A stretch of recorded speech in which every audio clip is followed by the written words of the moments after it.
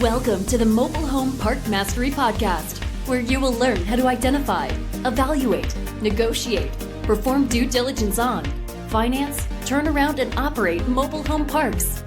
And now, here is your host, the fifth largest mobile home park owner in the United States, Frank Rolfe. We all like to get mail, and mobile home park owners are no exception. This is Frank Rolfe, the Mobile Home Park Mastery Podcast. We're going to be talking about direct mail pieces, one of the most vital ways to find mobile home parks to buy. You know, there's about 4 different ways that you find a mobile home park most of the time. The first, mobile home park brokers. The second, cold calling. The third, online. And the fourth, direct mail. And when we look back at all the parks we've bought over the last 25 years, the breakdown is about half of those come from mobile home park brokers.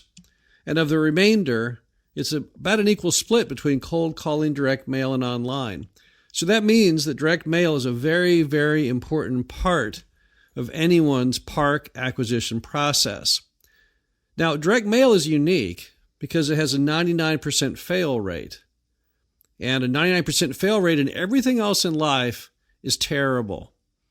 Can you imagine in school having a 1% score on your test?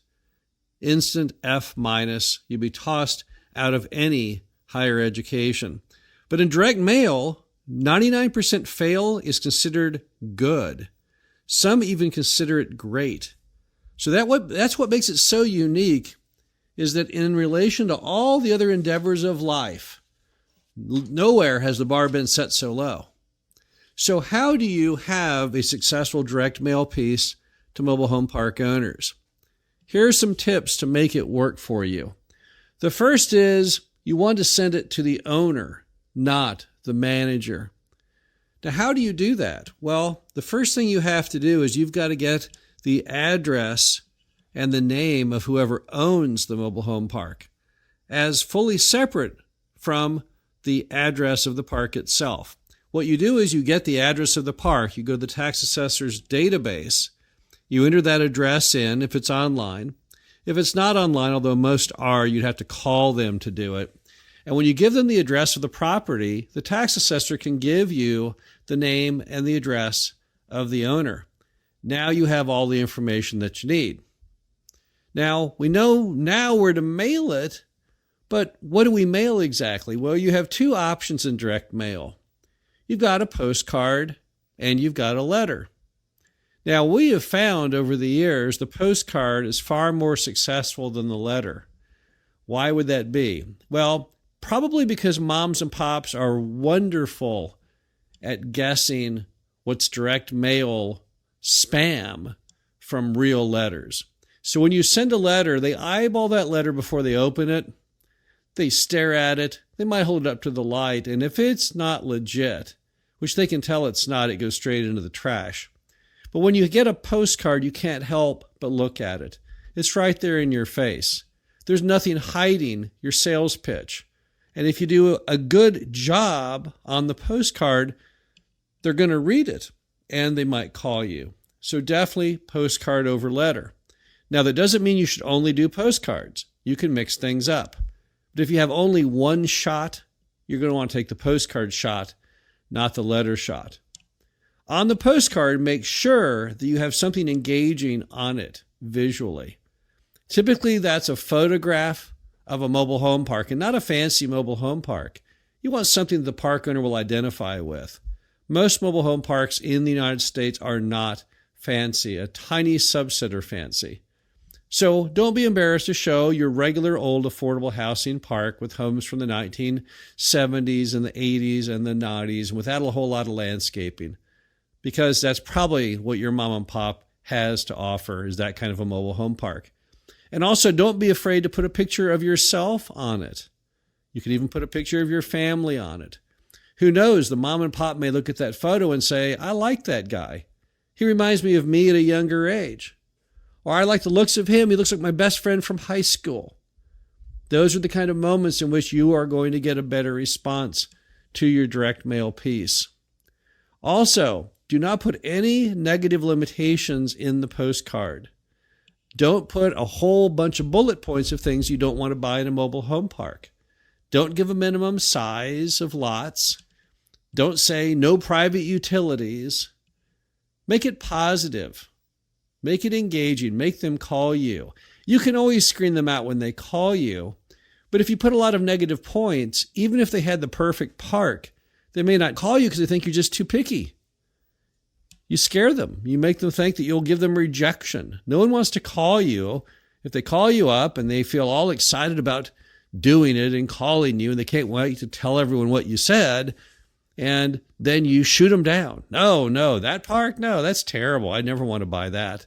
So don't come across that way on the postcard. Now, you can always, again, say, well, you know what, that really doesn't meet what I'm looking for once you have the details. But don't give them on the front end the opinion that you're super picky and super negative. Also, just dare to be different. Someone once called me wanting to do a postcard. It was going to be a picture of their family having a picnic. It had nothing to do with mobile home parks whatsoever. The person was taking the gamble that the mom and pop would look at that and say, I like this family. They remind me of our family years ago. They remind me of my daughter's family. And lo and behold, he sent out the direct mail piece, and he did get a lot of calls from it. So don't think you just have to use some kind of stock plan. You don't.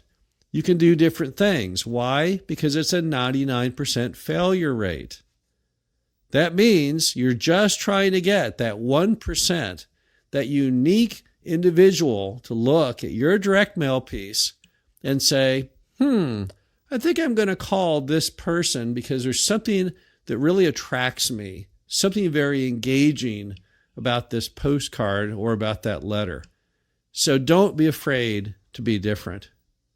Also, never stop after just one attempt. If you're going to send out a direct mail piece, it isn't a case where you fire it off and then you never do it again. Because you're trying to build awareness like any other business. Can you imagine an advertiser who would run one ad on late night TV or just one billboard and call it quits and say, yep, done all the marketing I can do, I'm done now? No, that would never work. You're trying to build awareness with repeat, the same thing that advertisers do. So you're never going to get there stopping after just one attempt. You know, Hollywood did a study during the Depression to figure out how many times they had to tell you to see a movie before you'd go. And they found that number was 7. That when they tested it on moviegoers, if they gave you the title of the movie 7 times, you had the greatest likelihood you would go. I'm not saying it will take you 7 postcards to get there, but clearly what it means is the more you repeat something, the greater awareness the person has, and then they decide, you know what, I'm going to go ahead and call this person. And also don't forget that you're not trying to sell somebody something here. This is not a direct mail piece where you're trying to sell them a sweater or vitamins. You're trying to give them money. And I think that's one of the most important things people don't realize when you look at all the various more active ways to find parks, such as cold calling. You're not trying to sell them something. They don't have to write a check to you. You're trying to write a check to them. So the perception and the reception is completely different than typical channels.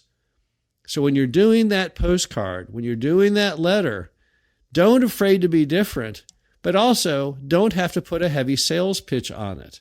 It's not hard to get people to want to call you. Maybe they just want to call you for an affirmation of the current value. Maybe they just want to call you because they're lonely. Maybe they just want to call you to get an idea what's going on in the mobile home park market. All of the above are fine. Those conversations can ultimately lead to them selling you their mobile home park. We've had many cases where we've had calls from people, even after they're deceased, from members of their family who found the postcard stuck on the wall of the park office and had a little note on it saying, call this person, and they call, and then we ultimately buy it. There's many random routes and trails that lead to the ultimate signing of the contract. And the direct mail piece is an important start to that adventure, to that journey. So direct mail is a very essential part of finding the right mobile home park to buy.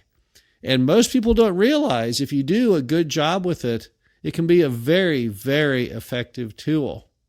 The issue is you've got to do it the right way. You've got to find the owner. You have to write something that is engaging, that is different. You have to make the phone ring. You don't want to scare people away on the front end by being highly negative, and don't stop after one attempt. Try and try again. If when you talk to a lot of owners, you'll find that many of them, many of their best deals came from direct mail pieces. It can be a very successful option for you. This is Frank Rolfe, the Mobile Home Park Mastery Podcast. Hope you enjoyed this. Talk to you again soon. Thank you for listening to the Mobile Home Park Mastery Podcast. Be sure to visit us at mhpmastery.com to subscribe to the show, read our show transcriptions, and access all of our great information on mobile home park investing.